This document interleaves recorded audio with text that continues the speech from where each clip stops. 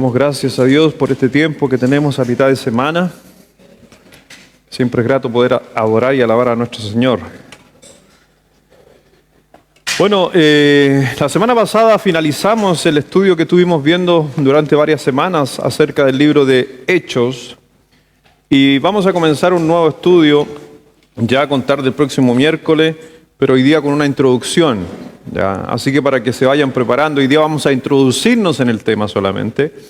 Y quiero animarlos a ustedes, a los que están aquí o a aquellos que nos están viendo de casa, a que no se pierdan los miércoles, porque es un tema que es un libro, porque los días miércoles siempre estamos estudiando un libro y desglosando los libros pasaje por pasaje o porción por porción.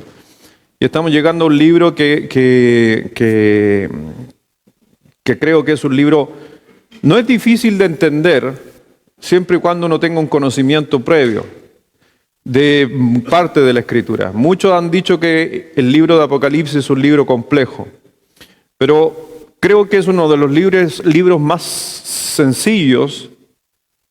¿En qué sentido? ¿Por qué digo sencillo? Para que me entiendan. ¿Le cuesta Apocalipsis? ¿A usted le cuesta Apocalipsis? ¿Cuesta entender Apocalipsis? Y cuesta entenderlo porque, primero que nada, ¿sabe usted que la mitad de los versículos están basados en profecías del Antiguo Testamento? De los 404 versículos que hay, más de 200 son del Antiguo Testamento. Entonces hay que partir por ahí.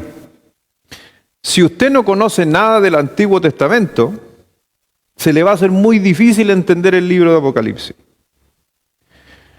Si usted empieza a sacar conclusiones del libro de Apocalipsis y se sale de las conclusiones que los dice el libro, se va a complicar. Déjeme decirle que Apocalipsis es el libro más ordenado de toda la Biblia. ¿Sabe usted eso, no? Es el libro que va escrito así. Porque no todos los otros libros, ningún libro está escrito cronológicamente, ninguno. Pero el más ordenado, el más parecido a la cronología es el libro de Apocalipsis. Así que para los que estudiamos la Escritura a ese nivel, para nosotros se nos hace muy fácil entender el libro de Apocalipsis en ese sentido, porque lleva un orden. Pero es un libro que realmente para mucha gente no entienden. Si nunca ha leído el libro de Daniel, por ejemplo, que es un libro clave, va a ser complejo. Si no ha leído Ezequiel, va a ser difícil entender también el libro de Apocalipsis. Pero quiero hacer una introducción acerca de este tema en el día de hoy para que la próxima semana usted nos vaya siguiendo y vaya con una hojita anotando, va a espacio a rellenar en medio. Así que para que usted aprenda realmente qué es el libro de Apocalipsis, porque el libro de Apocalipsis tiene varias razones por qué fue escrita. Y dedicaremos obviamente este tiempo a la introducción, a todo lo que podemos decir un poquito del libro de Apocalipsis. ¿Ya? Porque es un libro que, yo le decía, no es nada fácil, pero sencillo de estudiar. No es fácil, pero es sencillo de estudiar. ¿Por qué? Porque primero vamos a comprender algunos temas, y el tema principal del libro de Apocalipsis, ¿sabe cuál es el tema principal de Apocalipsis? Jesucristo, porque Él es la clave. Y la segunda parte que tiene, que es un libro de profecía. ¿Cuántos libros proféticos hay en el Nuevo Testamento?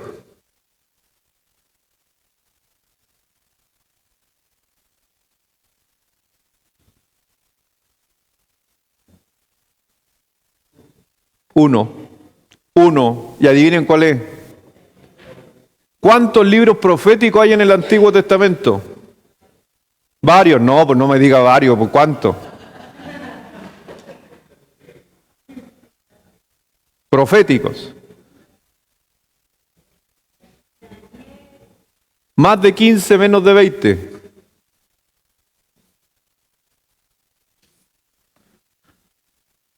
¿17? Bien, rápido con los dedos en Google, excelente. No, en realidad son 17 libros y solo uno en el Nuevo Testamento. Por eso déjeme decirle que si el libro de Apocalipsis es el único profético que está hablando de profecía, entiende que porque hay que saber harto del Antiguo Testamento, de estos libros proféticos, porque todos están apuntados de esos libros, 17 libros proféticos, están casi todos apuntados al libro de Apocalipsis. Por eso es complejo, de repente para las personas dicen, no entiendo el libro de Apocalipsis, y yo le voy a preguntar a esa persona, pero ¿tú cuánto sabes del Antiguo Testamento? No sé poco porque no me gusta mucho el Antiguo, me gusta el Nuevo. Ese es el problema. Y realmente vamos a estar tratando de mirar este libro, a pesar de que hoy día hay gran carencia de estudio de la profecía. Porque la profecía en los tiempos modernos, en el siglo XX, la profecía se movió de algo que anunciaba la venida de Jesucristo, se volvió en una profecía humanista. ¿Ha escuchado que hoy día hay iglesias proféticas? Y toda la única profecía que dicen en esta iglesia es que a ti te va a ir bien en la vida, y que Dios te va a bendecir, y que va a estar bien, y que va a firmar contrato, y que todo va a estar bien, y todo tiene que... Eso nunca en toda la Escritura, cuando vino la profecía apuntó al ser humano. Toda la profecía del Antiguo Testamento, partiendo en el libro de Génesis, capítulo 3, versículo 15, partió la primera profecía, esa fue la primera profecía. Vamos a Génesis 3:15, veamos la primera profecía en la Biblia. Y hay un acto que dentro cuando hablamos en la Escritura, las primeras menciones, a nivel de estudio de la Escritura, cuando estudiamos la Escritura, y hay un tema que a veces es difícil de comprender, uno tiene que ir a estudiar la primera mención, y la primera mención te tiende a ordenar todo lo que sigue en adelante. ¿Me doy a entender con eso que acabo de decir? ¿Sí? Por ejemplo, 666. ¿Ha escuchado el 666? ¿Sí? ¿No lo tiene en su cabeza usted por si acaso marcado, no? Ya, 666. Si usted quiere saber y darle un poco más de sentido al 666 de Apocalipsis, yo debería estudiar la primera mención. ¿Cuál es la primera mención del 666?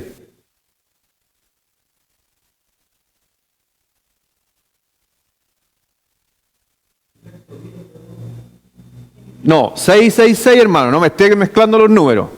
No sé, ya están grupiendo ya. La primera vez que se menciona el número 66 tuvo que ser con un pago de Salomón. Lo vamos a estudiar después, porque está aquí. Ya. ¿Pero alguno sabía que el número 66 estaba relacionado con el rey David y Salomón? Bueno, esa es la primera mención. Entonces, cosas como esa, uno tiene estudia. Cuando al Señor Jesucristo le dijeron, Rabí, ¿es posible que nos divorciemos? ¿Se acuerdan, no? ¿Qué dijo Cristo? Hizo lo que yo estoy haciendo, que es una norma de hermenéutica. ¿A dónde los llevó? ¿Es lícito que nos divorciemos? ¿Y qué les dijo? En el principio no fue así. ¿A dónde fue? Al inicio de la creación. Simplemente para decir no. Pero por Moisés, por la dureza de vuestros corazones, se os permitió. Pero la primera mención que hizo acerca de ¿es lícito separarse? Los llevó a la creación y le dijo no. Esa es la primera mención, a pesar de que Moisés lo hizo. Se da cuenta que Cristo también ocupó el mismo sistema. Es por eso que cuando vamos al libro de Génesis, capítulo 3, versículo 15, mire por favor, si yo estoy hablando de profecía, todas las profecías siempre en la Escritura, y si Apocalipsis es un libro profético, ¿a dónde está apuntando la profecía bíblica? ¿Dónde apunta la profecía bíblica? A Cristo. Y la primera profecía que se hizo en toda la Escritura la tienen delante de ustedes, donde ustedes se van a dar cuenta de que Satanás quiso destruir a Jesucristo, pero Jesucristo justamente lo destruyó a él. ¿Ya? Y pondré enemistad entre ti y la mujer, y entre tu simiente y la simiente suya. Usted puede tomar este siguiente, la mujer puede ser Israel, producto de que Satanás, obviamente, Jesucristo venía por María, por línea hebrea, o podría inclusive tomar acerca de, como la iglesia, la novia, pero a mí me gusta tomar la de Israel. Y pondré enemistad entre ti y la mujer, y entre tu simiente y la simiente suya. Estamos hablando de dos simientes, de ahí viene la palabra semen, de simiente. Quiere decir que había un nacimiento. Iba a haber una pelea, una discusión, una batalla, una lucha entre tu simiente y la simiente suya, entre el Hijo del mundo, el Hijo de Israel, Jesucristo, y ésta te herirá en la cabeza y tú la herirás en el calcañar. ¿Quién era el rey o el príncipe de este siglo y gobernaba la tierra cuando Cristo vino? Satanás. ¿Pero quién lo derrotó en la cruz? Cristo. Pero Satanás, para no desquitarse, atravesó con un clavo su calcañar, que son los tobillos. Esa es la primera profecía que está en toda la Escritura. Y esa primera profecía, ¿a quién apunta? A Cristo. ¿Por qué estoy haciendo esta aclaración? Porque hoy día yo escucho en muchos lugares la palabra profética, esto acá que la profecía y todas las profecías que hoy día el mundo dice o aparecen personajes en YouTube, están apuntando todas las profecías hacia el ser humano. Toda profecía en la Escritura tenía que ver con dos cosas: con la venida de Cristo y con el juicio de Dios sobre los hombres.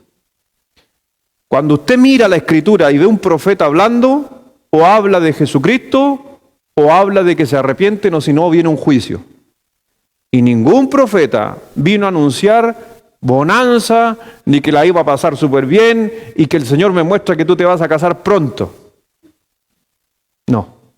Tiene que ver con Jesucristo el Evangelio. Así que cuando vemos en este libro de Apocalipsis, vamos al libro de Apocalipsis. Como les decía hace un momento, es el libro mejor ordenado en toda la Biblia. No hay otro libro más ordenado que él. Y Juan, obviamente, el apóstol Juan, que es el autor y también del Evangelio que lleva su nombre, a él justamente se le manifiesta que a él tenía que escribir estas cosas que ha visto. Y las cosas que Juan ve, vamos al libro de Apocalipsis, capítulo 1. Solo hice introducción, no vamos hoy día a estudiar el libro de Apocalipsis, hasta que tenga su manual, su hoja. ¿Está la Lichi por ahí haciendo clase? ¿Estaba la Lichi por ahí o está haciendo clase? Ah, está haciendo clase. ¿Vicente igual? Ahí le dice que venga, le va a dar una misión para ustedes. Ya, es una misión. Si lo ven por ahí le dicen que lo necesito. Apocalipsis capítulo 1. ¿Quiere leer el libro de Apocalipsis? ¿O no lo quiere leer? Es el único libro que tiene promesa al leerlo. Ninguno de los otros libros dice que si tú lo lees vas a ser bendecido. Es el único libro que tiene una promesa detrás. Así que mi hermano, como nunca. Así que déjeme decirle que si usted va a estar leyendo, abriendo los miércoles Apocalipsis, dígame que no va a estar más bendecido que nunca. Dice así en el versículo 1 de Apocalipsis 1, dice: la revelación de Jesucristo que Dios le dio para manifestar a sus siervos las cosas que deben suceder pronto, y la declaró enviándola por medio de su ángel a su siervo Juan, que ha dado testimonio de la palabra de Dios y del testimonio de Jesucristo y de todas las cosas que has visto. Y léanlo ustedes, por favor, para que se vayan bendecidos ya hoy día mismo. Todos juntos, versículo 3, a la 1, a las 2 y a las 3.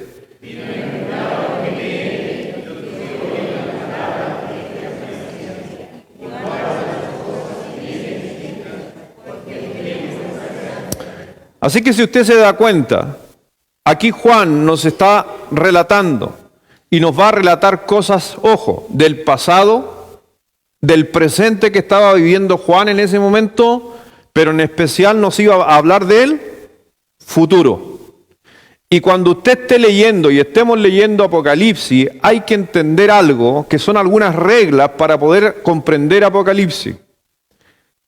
Mucha gente cuando empieza a leer Apocalipsis o lee Apocalipsis y empieza a encajarlas con cosas que el mismo escritor no lo dijo, no encaje nada fuera de lo que Juan dijo. ¿Me doy a entender con esa frase? Ejemplo. Y le estoy diciendo de ejemplo aquí, en esta iglesia. Que se me acercaron personas en pandemia, de aquí, hermanos de la fe, que me hubiera gustado tener el chipote chillón para pegarle un... Que me dijeron, yo no me voy a vacunar porque esa es la marca de Satanás. Porque Apocalipsis lo anunció. Ahí yo quería el chipote del chapulín. ¿Dónde anunció Juan que la marca de la bestia era una vacuna? Un chip. La tarjeta de débito o de red compra, Visa. Que la W por si acaso en el idioma hebreo es sinónimo de 6. ¿Es verdad eso? Entonces algunos dijeron, la marca de la bestia cuando usted se mete a internet, W. ¿Y qué es el W en el hebreo? 6 también. Y todos empiezan a sacar cosas. ¿Juan tenía internet? ¿Por qué estoy explicando esto? Porque si Juan quiso explicar el libro de Apocalipsis a través de la revelación que le llegó, Juan no iba a explicar algo que no entendía. ¿Me doy a entender? ¿Me doy a entender?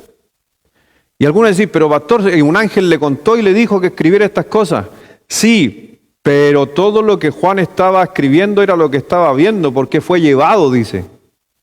Entonces Juan sí, hay cosas que hay que entenderlo. Cuando Juan dice, y vi sacando de su boca una espada, déjeme decirle que el mismo evangelio, por lo más probable Juan o otros evangelios, nos van a terminar diciendo que es la espada.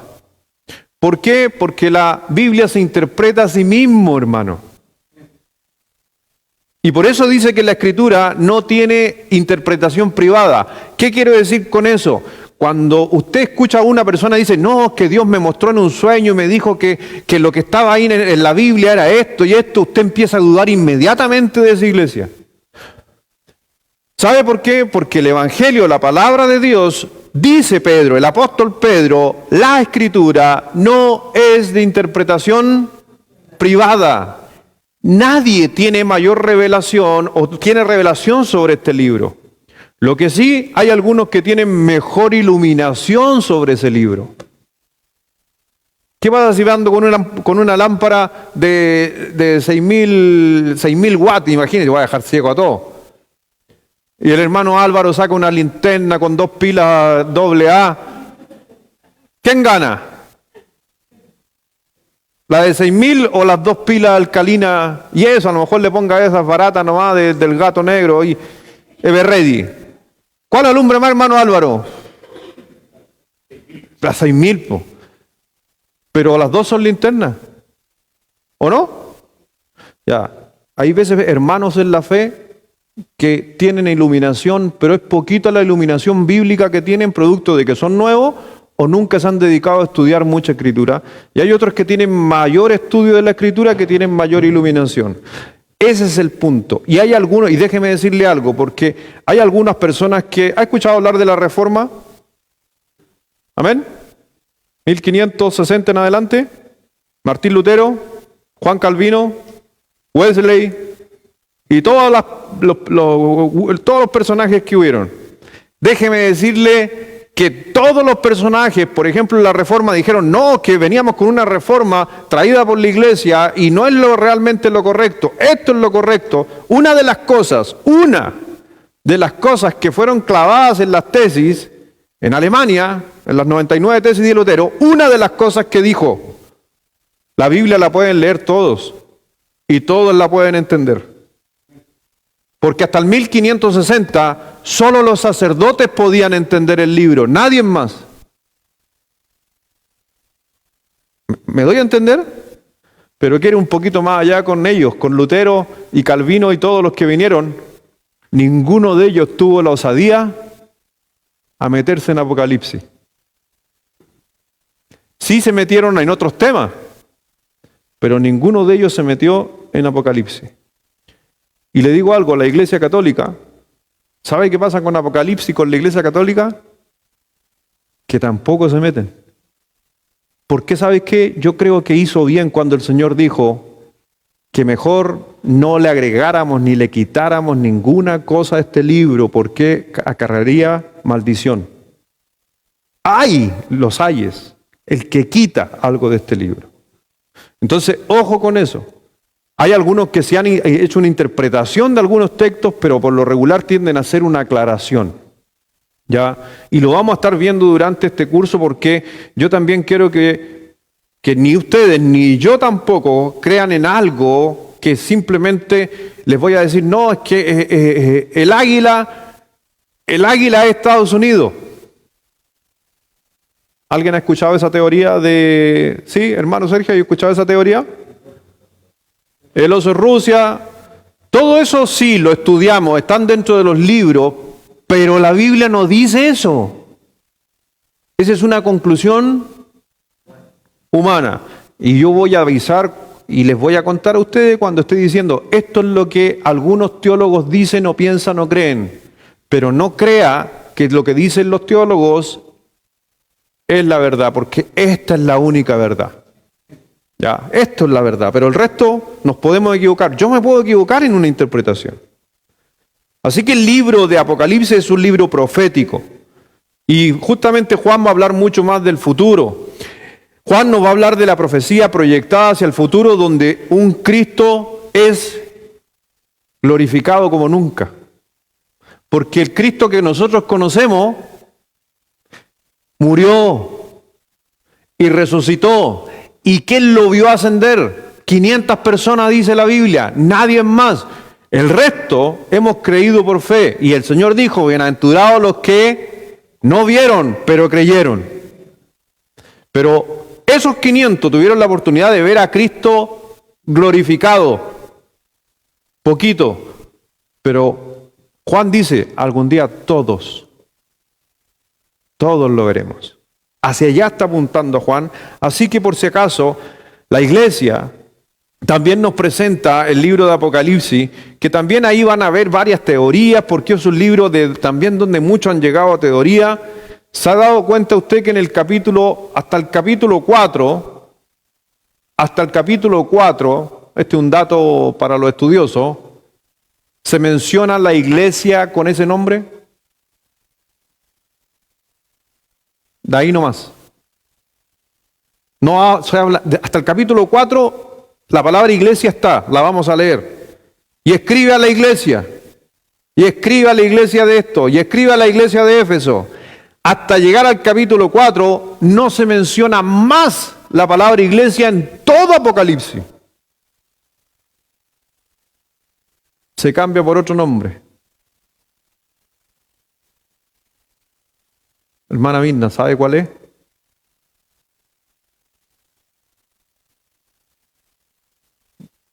No.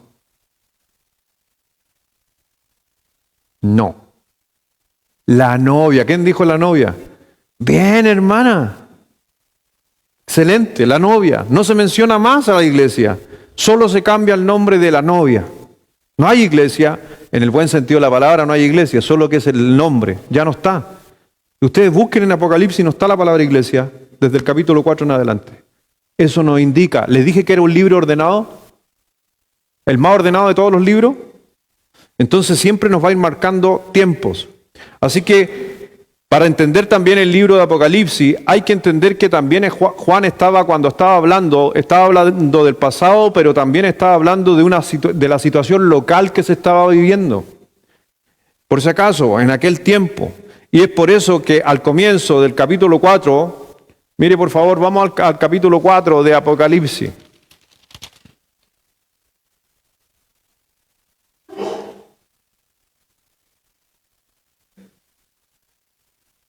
Después de esto miré, he aquí una puerta abierta en el cielo y la primera voz que oí, como de trompeta hablando conmigo, dijo, sube acá y yo te mostraré las cosas que sucederán. ¿Qué dice?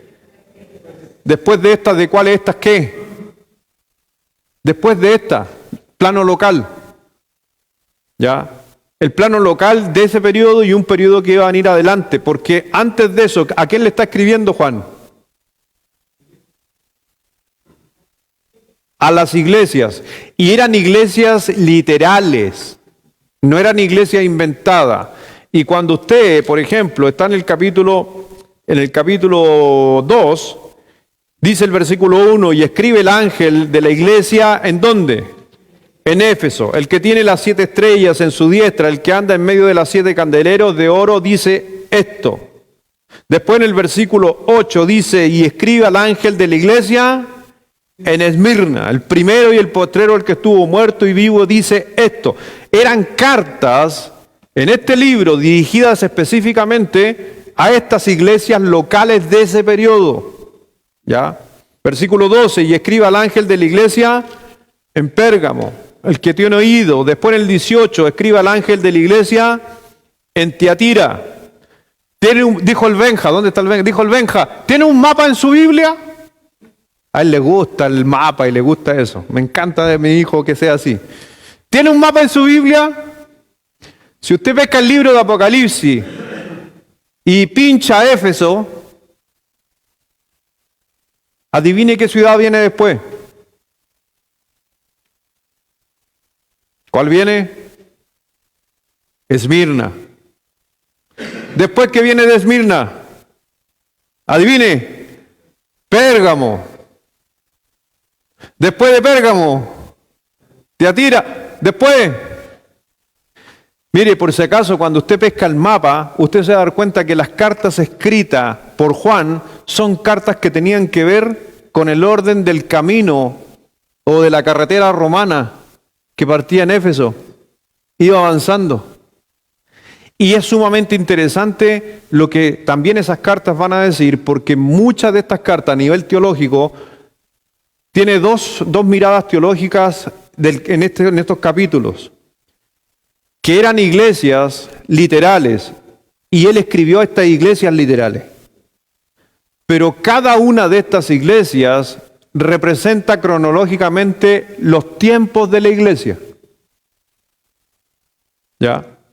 Y cuando lo vamos a estudiar, cuando estudiemos, por ejemplo, la iglesia de Éfeso, ¿esa iglesia de Éfeso existió localmente?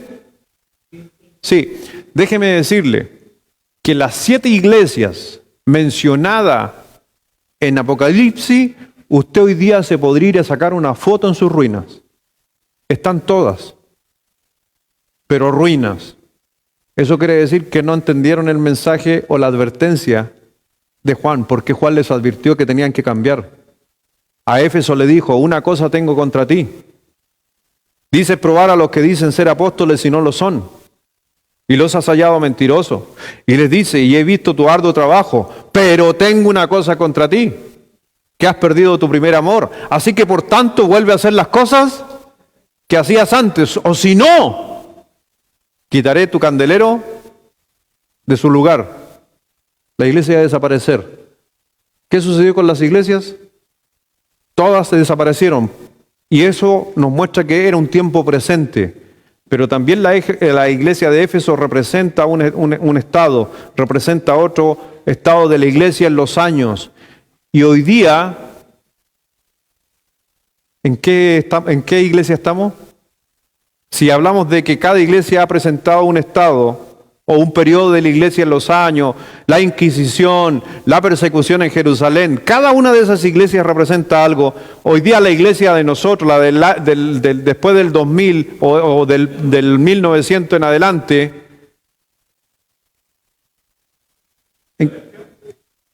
bien,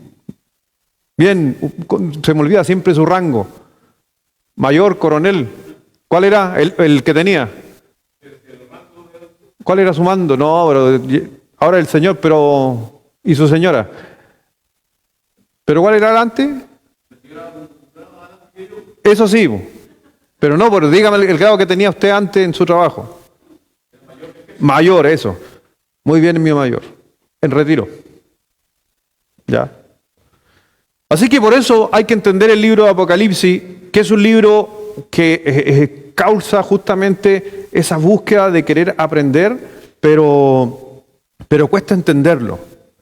Así que vamos a ver justamente todo lo que va a estar sucediendo, y ahí, como les decía, capítulo 1, capítulo 2 nos presenta el libro, capítulo 3, después llegamos a la Odisea, y usted ve que el versículo 4, ya la iglesia, esta mención, esta etapa, paran y parte ahí. Después de esto miré y vi una puerta abierta en el cielo, capítulo 4, la voz que oí como de trompeta, hablando conmigo, dijo: sube acá, yo te mostraré las cosas que sucederán después de esa profecía que le estaba dando a esta iglesia. Y ahí empezó justamente a hablar de lo que iba a suceder en el futuro.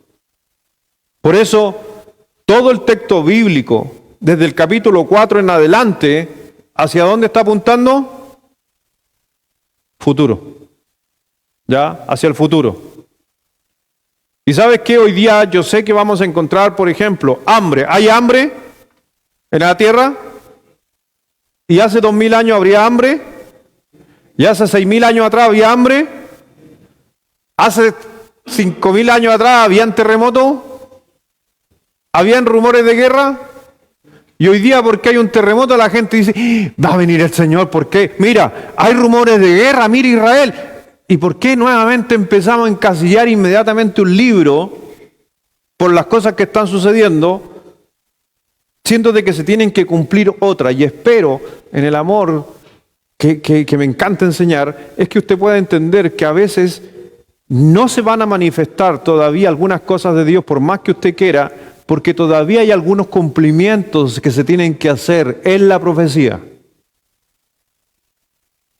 Y ahí va a tener mucho, por ejemplo, hoy día, y lo vamos a ver. Hay algunos que enseñan que, por ejemplo, que es la menos conocida, pero hay un grupo en su tiempo, como en los tiempos de Herodes, de Nerón, muchos creyeron que ese era el Apocalipsis, y que ahí se cumplió Apocalipsis. ¿Ya? La persecución sobre los cristianos, la muerte sobre los cristianos, los mártires. Entonces tienen una mirada hacia eso. Pero hoy otros tienen otra mirada, otros tienen una mirada hacia a un Cristo que viene pronto, otros tienen una mirada, y habían grupos de que no, si esto Cristo nunca va a venir. Y por eso que hay algunas cartas que el Señor dijo, en una carta especial dijo que no seamos como algunos que tienen que la venida de Cristo está por tardanza, no va a venir. No es así. Así que, por si acaso, Dios ha sido un Dios de orden. Es un Dios de orden, ¿cierto? Y si usted ve el paso del Evangelio, usted se va a dar cuenta de que Dios es un Dios de orden. Saben que muchos de los apóstoles que se fueron a la presencia de Dios desconocían muchas cosas de que usted conoce. En otras palabras, probablemente usted sabe más que muchos apóstoles en cuanto a reino futuro. ¿Ellos tuvieron el libro de Juan en sus manos? No, no lo tuvieron. Entonces, de los pocos que pudo hablar de la venida de Cristo, de los pocos que pudo ver lo que venían en la Biblia, yo puedo mencionar en especial en el Nuevo Testamento a Pablo, que en Tesalonicenses, ¿se acuerda cuando dijo que había duda de que si Cristo había venido o no había venido? Y cuando el apóstol Juan dice, pero vendrá sonando la trompeta en el cielo, y los muertos en Cristo resucitarán primero. Él es uno de los pocos que tuvo esa mirada hacia el futuro. Pedro tuvo también una pequeña mirada hacia el futuro, pero el que tuvo toda la revelación a lo que iba a suceder era Juan, y los otros ya no estaban. Así que hay que entender que Dios tuvo un orden. Mire, lo primero que se estableció, la primera doctrina que se estableció dentro de los discípulos del Señor Jesucristo, ¿cuál fue? ¿Cuál cree usted que fue? La primera. Cuando Cristo llegó, la primera doctrina que empezó a establecer.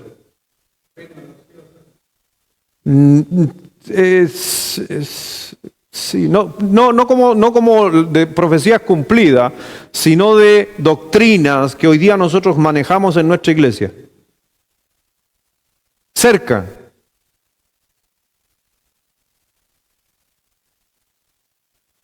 ¿Conoceréis la verdad? ¿A qué le hace sonar a ustedes? ¿Cuál fue la primera doctrina? Timoteo 3:16. Toda la Escritura La primera doctrina que el Señor Jesucristo y los apóstoles y Juan establecieron en el comienzo de la iglesia fue de la palabra de Dios. ¿Ok?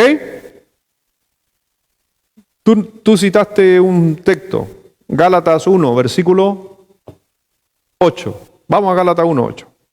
Veamos la primera doctrina que se estableció.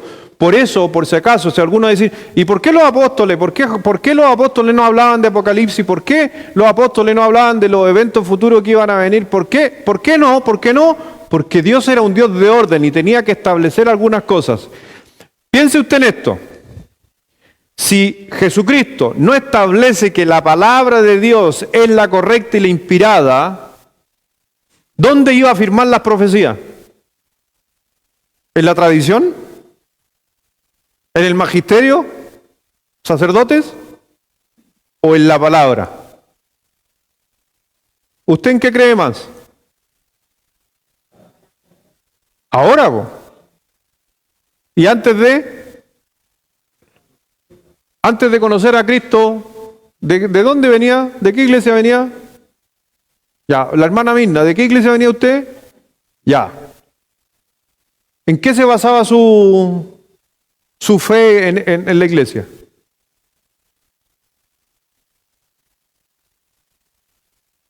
¿Le digo algo? Su fe se basaba en el magisterio. Lo que decía el padrecito había que hacer. ¿Alguien? ¿Era así o no era así? O le mostraban con la Biblia y usted decía, no, la Biblia es mi autoridad. O la autoridad era lo que decía el padre. O el grupo el padre es un representante del magisterio, estoy hablando de los cardenales y todo lo demás, pero para que me entienda. ¿A quién le hacíamos caso? Y ese fue un error, po. Por eso, 1560 hubo una pelea dentro de los mismos padrecitos donde quería Calvino y Lutero terminan saliendo y diciendo, no, esto no es correcto. Y otros más, por si acaso. No es correcto.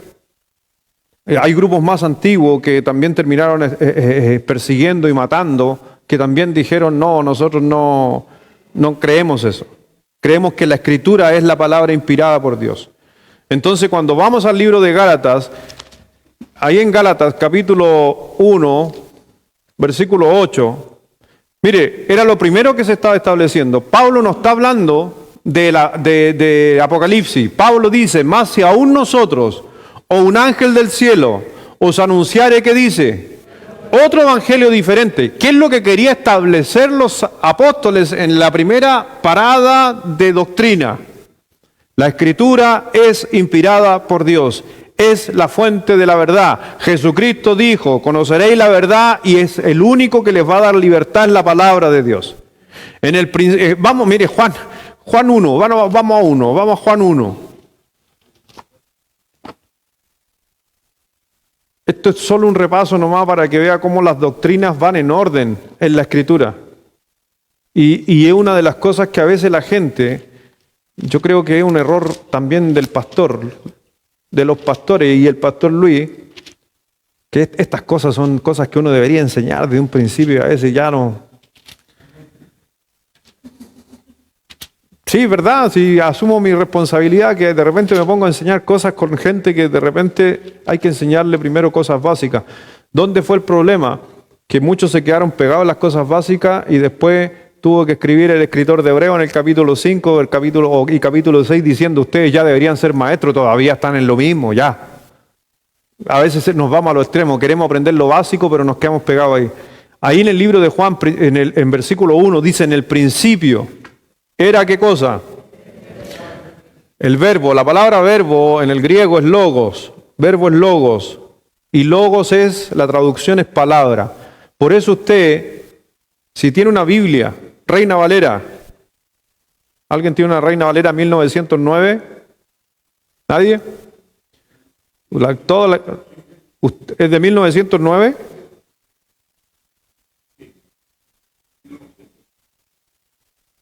Léame Juan 1.1 para ver.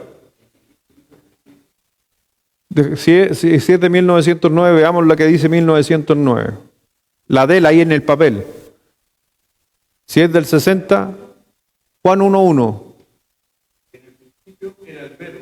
No, esa es 1960. Sí, esa es 1960. La de 1909 dice, en el principio era la palabra. Y la palabra era con Dios y la palabra... Hasta 1909, todas las Biblias, dice la palabra. En el año 1960, para hacerla más entendible, la cambiaron. ¿Ya? Se cambió por el verbo. Ya, para hacerla más entendible, pero ahí son cosas que de repente yo digo, para ellos era más entendible, pero para la gente fue menos entendible con el verbo. El verbo, ¿sabe quién entiende lo que es el verbo y todo lo demás? Un creyente de mucho tiempo estudiando ya.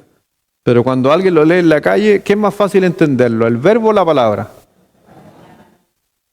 Para que usted sepa. Por eso yo no me caso con ninguna traducción. Traducciones son traducciones.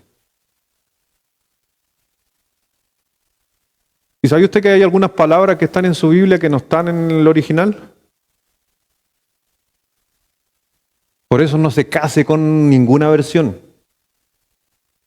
Hay que ir a los textos originales y eso es lo que uno estudia. Cuando leemos ese versículo, cambiamos la palabra verbo por palabra, el verbo por palabra, que es lo mismo, logos en griego. En el principio era, ¿cómo se hizo la creación? Y dijo Dios, la palabra hizo todo. En el principio. Y dijo Dios, por eso es importante los textos en la Biblia, porque tienen un trasfondo detrás, no están al azar.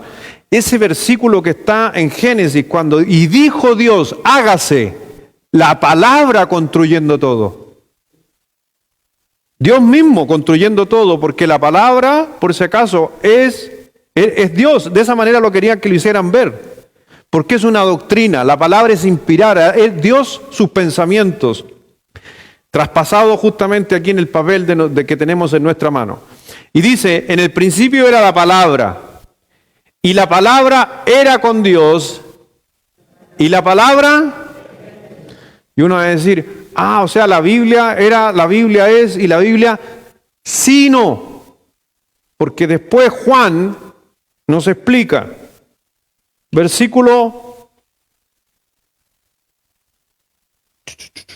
12 en adelante. Más a todos los que le recibieron. ¿A quién recibieron? Su palabra. La palabra, que es Cristo. Bien, también. Más a todos los que le recibieron, a los que creen en su nombre, les dio potestad de ser hechos hijos de Dios, los cuales no son engendrados de sangre, ni de voluntad, ni voluntad de varón, sino... Ahora cambie la palabra verbo, todo junto, versículo 14, a la 1, a las 2 y a las 3.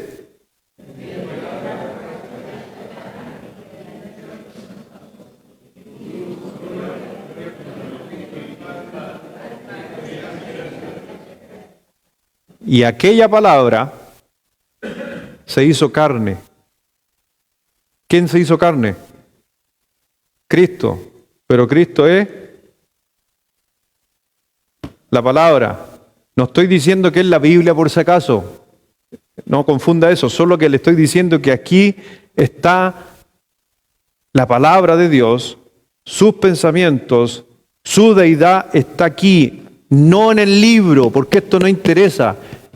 Es la esencia de esto. Y esa esencia es la que justamente al creer yo en ella, me hizo libre. Al creer en Cristo, soy libre. Todo va de la mano. No sé si se da cuenta cuando empezamos a mezclar textos apuntados hacia la Biblia con Jesucristo, no hay mucha diferencia. Toda la palabra de Dios fue la que quiso revelar. La que quiso revelar. ¿Ya? Porque si el Señor hubiera escrito todas las cosas, dice que no habría el libro de todo lo que Él hubiera escrito. Pero es lo que nos quiso revelar. Y nos explica más adelante por qué no quiso revelarnos todo. Ya. Y tiene que ver con nuestra naturaleza bajo el pecado. Porque en nuestro pecado no podemos comprender toda la Escritura. Y hay cosas que, si usted me pregunta a mí, yo le voy a decir, no tengo idea. Y hay cosas que la gente quiere, y ahí a veces vamos a cometer errores cuando, pastor, ¿y qué pasa cuando esto hay aquí y acá? No sé. No tengo idea. Pero por eso hay que buscar, cuando yo sí tengo una idea, es cuando la misma Biblia, la misma palabra, te da una respuesta de eso.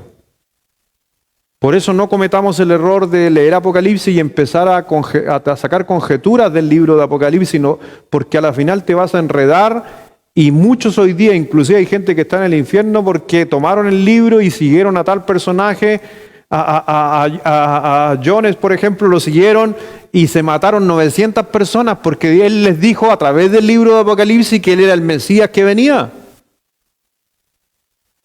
¿Se acuerda de eso o no? Fue terrible. 900 personas. Porque no entendían el libro de Apocalipsis, porque quisieron hacerlo ver mucho más allá. Como les decía hace un momento, grandes personajes de la Biblia, que de la Reforma, por ejemplo, fueron brillantes en mucha de la teología, pero donde no quisieron meterse ni decir muchas cosas fue sobre todo en el libro de Apocalipsis. Y eso sucede porque a la hora de interpretar, ¿sabes qué? Si empezamos a interpretar cada parte sin el mismo libro, lo que va a suceder es que vamos a crear cosas que no son. Solamente cuando uno lee el libro de Apocalipsis, tiene que tener una vista universal de lo que va a suceder. Eso es lo que yo miro. Y es lo mismo que sucede muchas veces cuando leemos toda la Biblia. Por eso la interpretación, hoy día hay mucha gente que tiene una interpretación que se llama la interpretación preterista, que afirman que todo lo que está en el libro de Apocalipsis ya se cumplió. Yo no creo eso. Ellos pensaron que bajo Nerón, Dominiciano, Cristo, ahí había sido el Apocalipsis. No.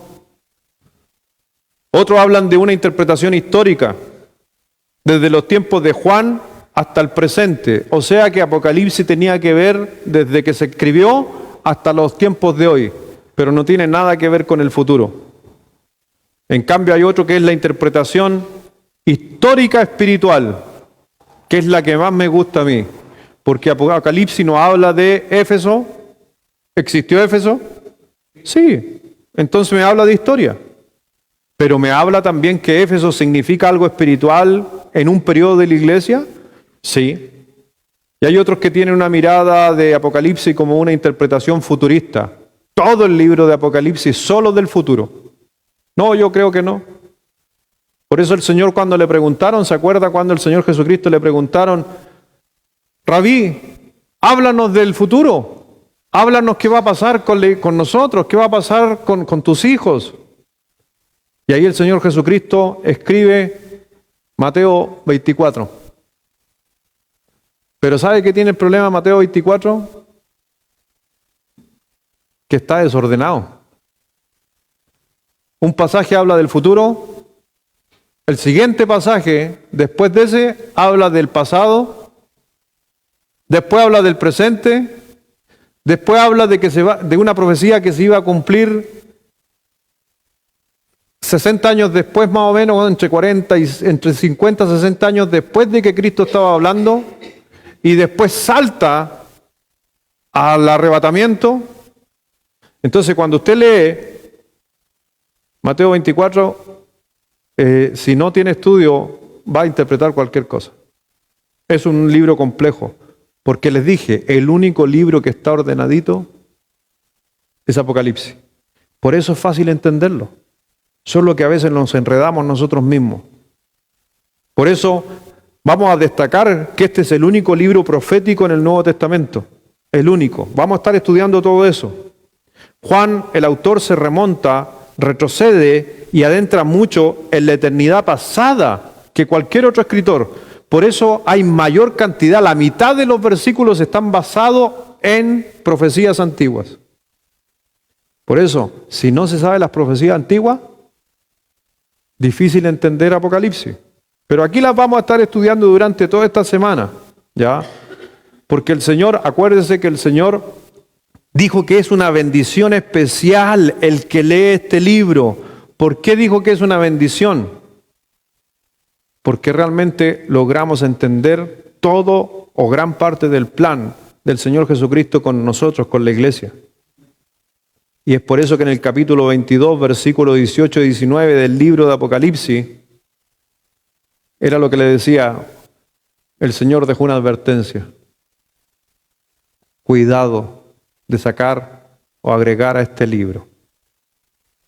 El libro de Apocalipsis no es un libro, por si acaso, que esté sellado en su totalidad. Partes sí están selladas.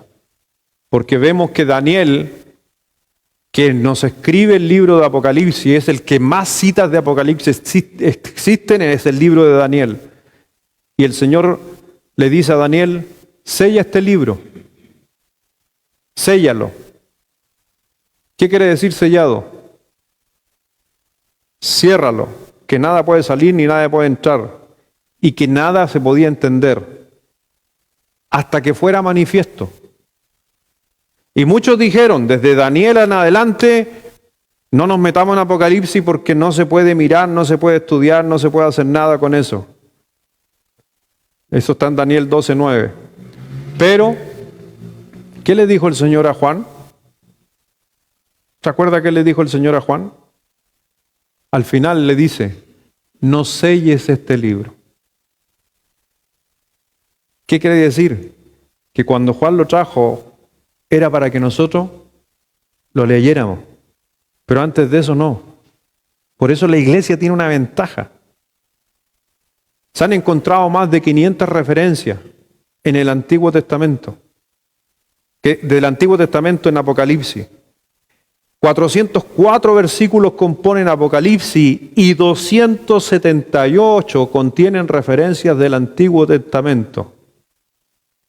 ¿De qué hay que saber harto para poder entender Apocalipsis? Y sabe que una de las cosas que sí puedo decir, que en las iglesias poco se enseña del Antiguo Testamento. Y esa razón no se muchas veces interpreta de la forma correcta lo que es justamente Apocalipsis. Y termino con esto. Los 10 grandes temas, solo los voy a mencionar y los vamos a estudiar durante el curso. 10 temas proféticos que habla el libro de Apocalipsis. Los voy a mencionar y de ahí terminamos. El Señor Jesucristo es el tema del libro. La iglesia. Y ahí vamos a discrepar. Que algunos dicen que la iglesia del Antiguo Testamento. No. Para mí no. ¿Por qué no lo veo en Apocalipsis de esa manera? Y sobre todo en Mateo 16, versículo 18. Cuando dice, sobre esta roca edificaré mi iglesia. Y no estaba hablando en un tiempo presente, apuntando hacia el futuro, y no hablando hacia el pasado. 3. La resurrección y la traslación de los santos. El cuarto gran tema, la gran tribulación. El quinto tema que vamos a ver, Satanás y el mal.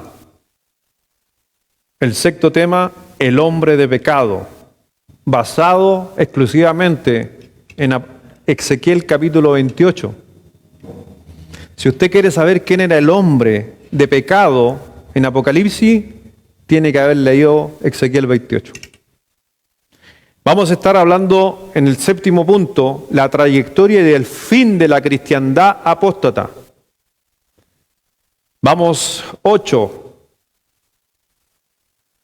Vamos a ver un tema profético que tiene que ver con el comienzo y el desarrollo y el fin del tiempo de los gentiles.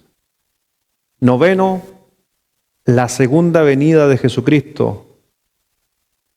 Y vamos a estar viendo finalmente el tema que tiene que ver con los pactos de Israel. Todo eso, en eso se divide el libro de Apocalipsis. No es que son temas míos que yo escogí. No, así está el libro de Apocalipsis. 10 temas principales. Es un bosquejo hermoso, gigante, para los que nos gusta predicar en forma de bosquejo.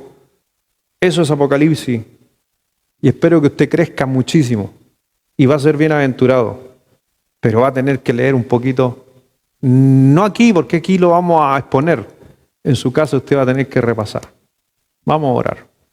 Padre, gracias Dios te damos, mi Señor, por que no ha sido un sermón quizás, sino solamente una introducción a lo que vamos a estudiar, una preparación para que los que están aquí, los que están en su casa, puedan animarse a saber que hay bienaventuranzas detrás de leer este libro.